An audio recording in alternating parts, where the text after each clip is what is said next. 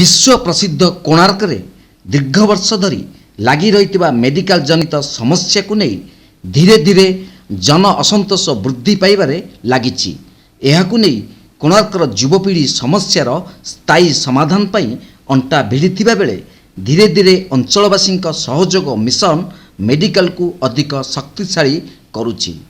कोणार्क रे मेडिकल जनित समस्या और यार स्थायी प्रतिकार पाई सोमवार पूर्वाह्न कोणार्क स्थित पूर्त विभाग डाकबंगला परिसर रे एक सांबादिक सम्मेलन आयोजन करा जायतिला।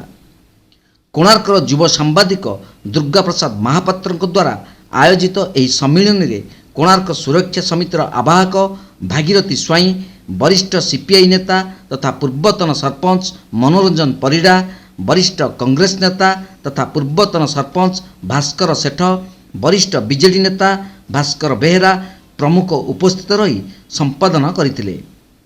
गत मार्च 16 तारिख में कोणार्क डेवलपमेंट काउंसिल पक्षरु यह समस्या को नहीं माननीय मुख्यमंत्री, 5T सचिव, स्वास्थ्य मंत्री, स्वास्थ्य सचिव को एक दाबीपत्र प्रदान करा जायतिला।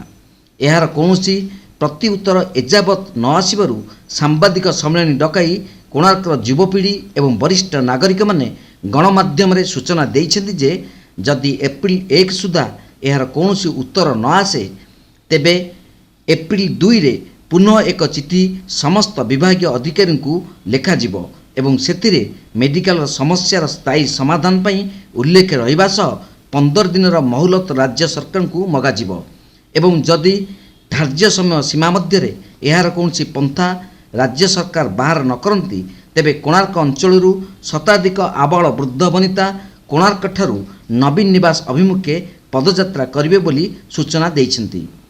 एही सांबादिक सम्मेलन में कोणार्क समस्त गणमाध्यम प्रतिनिधि माने उपस्थित थिबा बेले कोणार्क डेवलपमेंट काउंसिलर सदस्य पिनाकी नायक और सुभाषिष दास प्रमुख उपस्थित थिले। कोणार्करू अजित को रिपोर्ट तीर्थक्षेत्र लाइव।